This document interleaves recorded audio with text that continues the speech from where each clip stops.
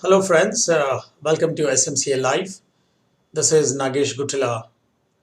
Well, today we're going to see a very interesting game. There's a game called Opera Game, which was played in Opera House in Paris in 1858. And this is one of the best games in the history of chess. And this game basically will explain you the importance of the rapid development of pieces in chess and as well as the sacrifice in a mating combination. So this game was played by Paul Morphy, a noted American chess player, against two amateurs. So one was the French Duke, Karl II, and the other guy was the German aristocrat, Isaward. So let me show you how interesting this game is, and I'm sure you're going to enjoy this game. So Paul Morphy was white. He started with e4, and both of them consulting each other, they have decided to play the pawn to e5.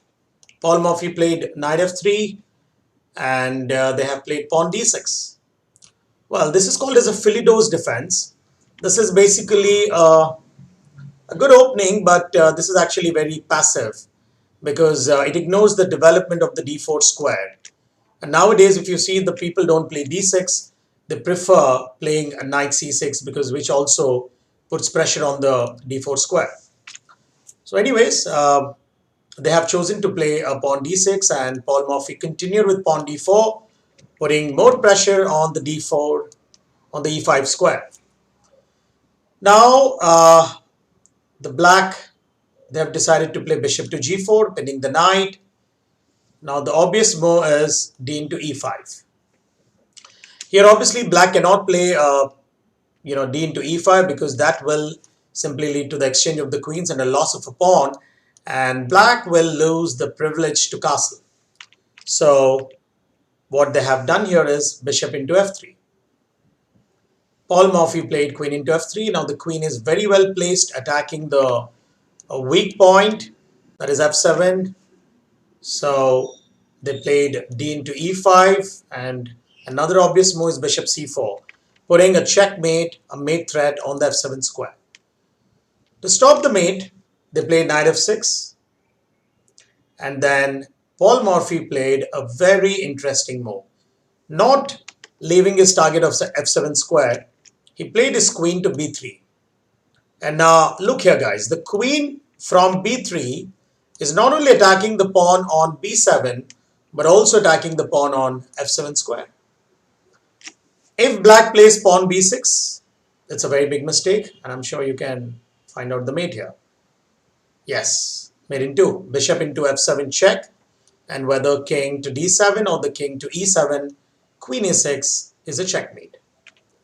So here, black have obviously foreseen this mate, and they have defended the square by playing the queen to e7. Remember, the queen d7 would be a blunder because for queen d7, Paul Morphy would play a queen into b7, and now the only way to save the rook is going to be the queen to c6 and then bishop b5. That's how black would lose his queen. So that's the reason they have played queen e7, and it's going to be a bad move for Paul Morphy if he takes the pawn on b7, because then black will have an option to exchange the queens. There's going to be a forced exchange of queens here, and that's going to be a loss of an attacking initiative as well. Because whenever your queen is doing a good job and when it's basically in an attacking position, it's not good to exchange the queen. You have to retain the queen. It's very important. So Paul Morphy first played knight c3 to stop the check, and then probably if he gets a chance, he's going to go for the b7 square. So they played pawn to c6, defending the b7 pawn. It's a good move. And Paul Morphy is focusing on the development of pieces. Another good square for his dark color bishop on g5. And here also it's pinning the knight. Black played pawn b5. And here, instead of retreating the bishop, what white noticed is that there is a complete underdevelopment of pieces on the black's front. So this is the right time for him to sacrifice his knight for 2 pawns, because that would give him a lot of attacking chances and would also remove the defenders around the king. So the most obvious move here is knight into b5, pawn into b5, and comes the bishop into b5. Now look at this move.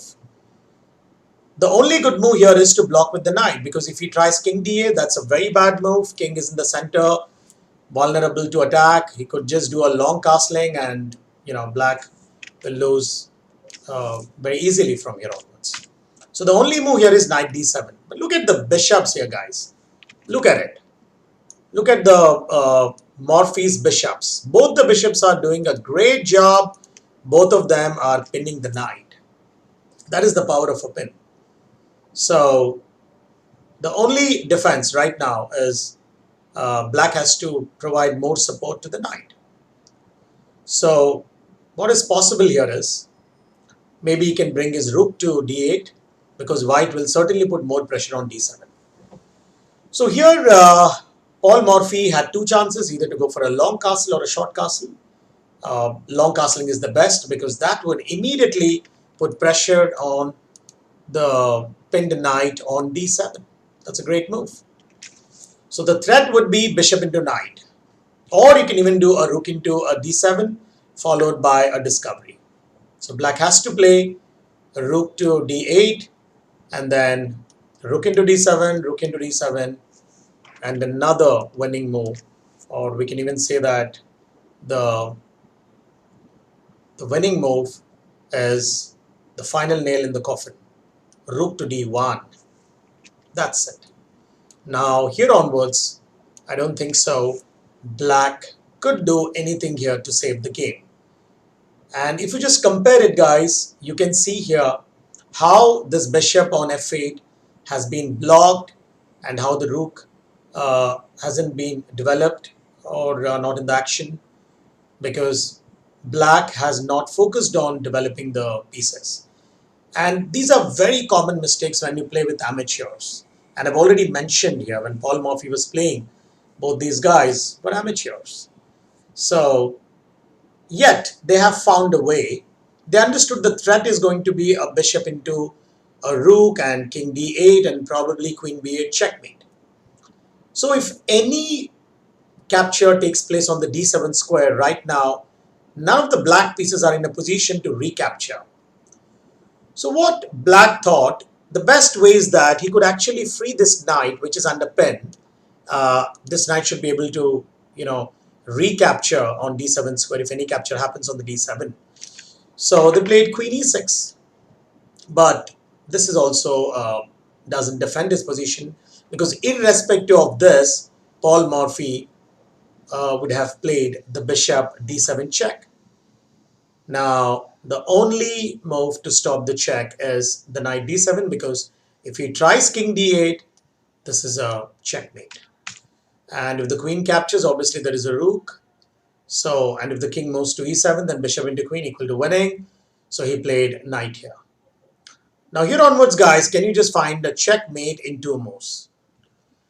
A brilliant move. What a finish by Paul Morphy. And this finish has really entertained both of them. They were pretty happy, to have played this match with an American player, one of the greatest players during that time.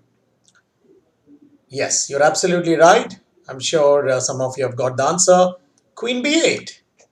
What a sacrifice. Look at it. Because what Paul Morphy has seen is that rook d8 is a mate provided there is no knight on d7 square.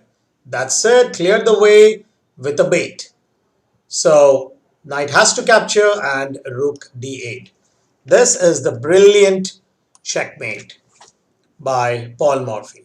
So hope you all have enjoyed this opera game. Alright, I'm going to see you soon again with another interesting game. Until then, bye-bye.